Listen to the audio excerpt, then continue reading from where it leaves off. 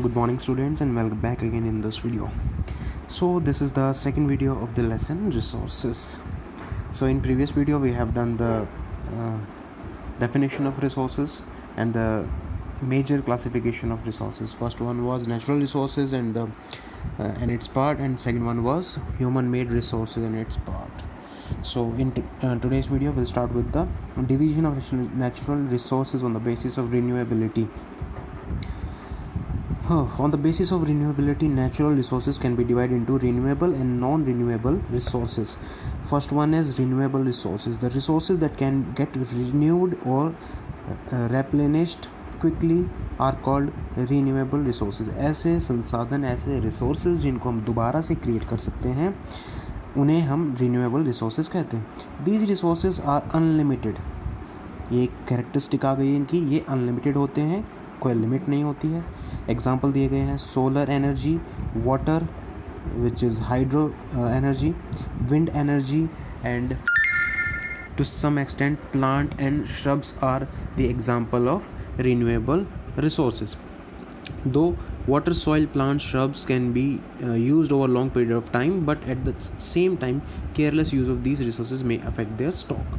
अब प्लांट्स को और shrubs को भी इसमें इंक्लूड किया गया क्योंकि हम इनको दोबारा से जनरेट कर सकते हैं, बना सकते हैं, क्रिएट कर सकते हैं with the help of seeds and cultivation process.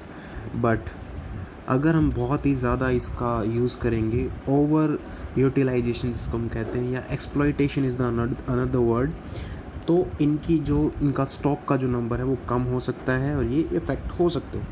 So this was the renewable resources. Now let's move to the non-renewable resources. Non-renewable resources are those resources that have a limited stock, just opposite the renewable sources. Renewable sources को दोबारा create कर सकते हैं, but हम non-renewable resources को, renewable means दोबारा renew करना, and non that means we can't renew that resource. Okay, so these are limited in stock. These resources sooner or later will be used up. कभी ना कभी ये जो है ख़त्म ही हो जाएंगे. If these resources are once exhausted then they can not be replaced in short period of time. They may therefore endanger the future in the next generation. Metals and minerals are the best example of non renewable resources. Metal and minerals ये इसके best example हैं non renewable resources के, because एक limited quantity में, amount में ये available हैं. जब ये पूरी तरह से यूज़ हो जाएंगे, एग्जॉस्टेड हो जाएंगे, देन हम इनको यूज़ नहीं कर पाएंगे because these are non renewable resources. Example के लिए दे रखा है, देखो कोल माइन इन बिहार. इस तरह से माइन खुदाई की जाती है और फिर उनको कोल को जो है निकाला जाता है, एक्सक्रीट किया जाता है. तो ये था हमारा रिन्यूएबल और non renewable resources. Next we have division of natural resources on the basis of distribution. अब किस तरह से ये डिस्ट्रीब्यूटेड है, कैसे ये बटे हुए हैं पूरे हमारी कंट्री में, कहाँ पे कौन सा रिसोर्स पाया जाता है. तो on the basis of distribution we will do the classification of resources. So on the basis of natural resources are divided into ubiquitous and localized. So it has two types. Ubiquitous resources, देखिए अब इसमें ubiquitous resources are those resources that are found everywhere on the earth. That means कि हर जगह ये पाए जाते हैं. For example land, air, soil etc. हर कहीं ये चीज़ें पाई जाती हैं. Air is available throughout the globe. पूरी अर्थ पे एयर अवेलेबल है. सॉइल भी अवेलेबल है टू सम एक्सटेंट. इसी तरह से लैंड भी. लेकिन एयर इसका best example according to my opinion air होगा, क्योंकि एयर हर जगह है. लैंड हम कह नहीं सकते हर जगह है, सॉइल भी नहीं, because 70% of the earth is water bodies हैं. तो ये हम इस तरह से एयर का एग्जांपल बेस्ट होगा. Okay, so localized resources. Next है हमारा localized resources. Those resources that are found at certain places are called localized resources. यानी कि कोई स्पेसिफिक लोकेशन पे ही ये रिसोर्सेज पाए जाते हैं. Different metals and minerals like iron, copper, gold, silver etcetera are the example of localized resources. अब ये हर कहीं नहीं पाए जाते. गोल्ड या सिल्वर हम नहीं कह सकते कि भाई कहीं भी हमने माइनिंग की, खुदाई की और यहाँ से गोल्ड निकल जाएगा या कॉपर निकल जाएगा. इनकी एक स्पेसिफिक लोकेशन है, पर्टिकुलर प्लेस है जहाँ पर ये पाए जाते हैं माइनिंग के बाद. The distribution of these natural resources is unequal because their availability of many physical factors like terrain, climate, altitude also differ very much over the earth. अब ये हर जगह अलग अलग क्वांटिटी में अवेलेबल होते हैं क्योंकि हमारे अलग अलग फिजिकल फैक्टर्स जो है इसको अफेक्ट करते हैं. जैसे कि टेरेन, किस तरह की ज़मीन है, भूमि है, इसको रिलीफ भी कहते हैं, एलिवेशन भी कहते हैं, प्लेन सरफेस है, माउंटेनियस है, प्लेटू है, जिस भी तरह से है टेरेन इसमें आएगा। Climate is the sum total of weather condition over an area for a longer period of time, यानी कि क्लाइमेट भी इसको इम्पैक्ट डालेगा, कौन सा रिसोर्स कहाँ पाया जाएगा। एंड ऑल्टीट्यूड, ये वर्ड जो है हमारा हाइट के लिए भी कई बार यूज़ होता है। Altitude is also known as the height. अब ये भी हर जगह इक्वल नहीं है, अलग अलग है, तो इसलिए। Okay, so next we have natural resource management. किस तरह से हम जो है रिसोर्सेज को मैनेज कर सकते हैं, उनका ऑप्टिमम यूटिलाइजेशन कर सकते हैं अपने यूज़ के लिए। अब देखिए, इसमें देखते हैं अराउंड दी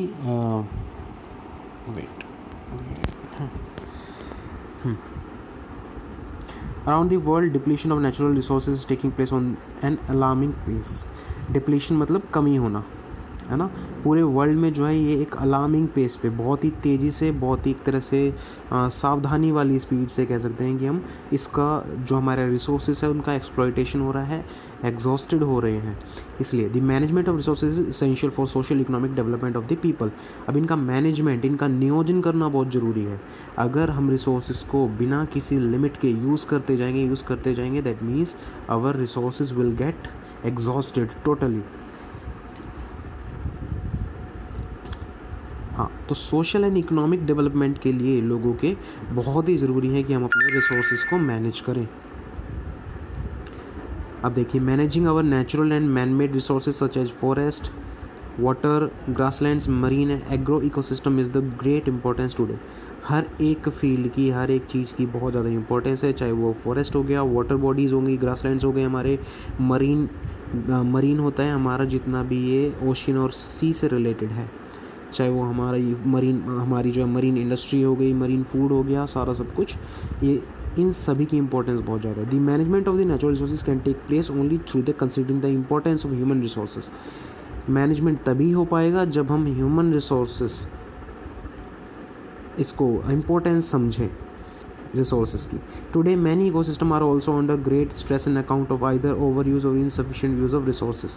या तो बहुत ज़्यादा हो रहा है, ओवर यूज़ हो रहा है, या इनसफिशिएंट नॉलेज, या कहें कि हमें इनसफिशिएंट यूज़ हो रहा है। रिसोर्सेज बहुत ज़्यादा अवेलेबल है but we are not using at that pace, उस लेवल पे, उस कंसिस्टेंसी के साथ हम यूज़ नहीं कर रहे हैं, तो इसलिए भी। Resources depletion and degradation today are important issue at the national as well as the global level.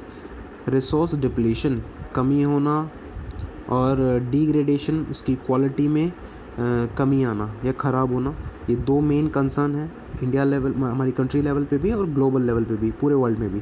Many policies of government are introduce to weigh the economic efficiency of natural resources. बहुत सारी policies लाई गई हैं natural resources की efficiency को समझने के लिए, उसकी इंपॉर्टेंस को समझने के लिए। These policies have the take and into account the needs और requirement of the future generation before the existing reserve of the resources get exhausted. देखो, अब इसमें बात कही गई है सस्टेनेबल डेवलपमेंट की। एक कंसेप्ट है sustainable development, that means we have to use resources in such manner that we can utilize the resources at present time and we can also save those resources for our upcoming generation। हम अभी की ज़रूरतों को तो पूरा करेंगे ही करेंगे, साथ में हमारी अपकमिंग जो जनरेशन आने वाली है उन जनरेशन के लिए भी हम जो है अपने रिसोर्सेज को बचा सकें। So the conservation and optimum utilization of the resources, these are the terms which is used in sustainable development, कि हमें अपने रिसोर्सेज को ऑप्टिमम लेवल पे यूज़ करना है, अनुकूलतम रूप से, यानी जितनी ज़रूरत है उतना ही। और सेविंग भी बहुत ज़रूरी है, सेव करके रखने हमें अपने रिसोर्सेज। अब देखिए, India has made 10% ethanol mix in petrol mandatory from 2007। 10% ethanol हमें मिक्स करना है पेट्रोल में, ये मैंडेटरी कर दिया गवर्नमेंट ने। तो एक ये गवर्नमेंट पॉलिसी हो गई है रिसोर्सेज को प्रिजर्व करने की, कंजर्व करने की। This is an excellent example of natural resources management because petroleum and natural gas is presently in use of automobiles came from fossil fuel which are limited in supply. तो fossil fuel जितने भी हैं हमारे सारे limited हैं, non renewable resources हैं, एक बार exhaust होने के बाद दोबारा से नहीं मिलेंगे। Next we have human made resources, the resources that are created from natural substances by the human beings to produce valuable products that can be satisfied the need of the people। resources ऐसे जो हमने खुद create करे हैं natural substance की help से, जो हमारी नीड्स को सेटिस्फाई करते हैं are known as the human made resources. Roads, railways, building, parks, offices etcetera the example of human made resources. ऐसे रिसोर्सेज जो हमें अपनी नीड को सेटिस्फाई करने के लिए क्रिएट किए हैं, इनको ह्यूमन मेड रिसोर्सेज कहा जाता है. Man made resources require high technologies along with skill, knowledge and intelligence of the human beings. यही टेक्नोलॉजी होता है कि use of knowledge, use of intelligence. Human being, अभी देखिए बिल्डिंग का एग्जांपल यहाँ पे दिया हुआ है, parks and building, these are the man made resources.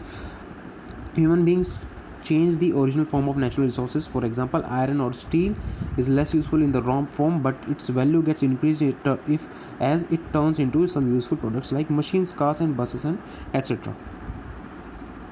इसका एग्जांपल मैंने आपको प्रीवियस वीडियो में शायद बताया था.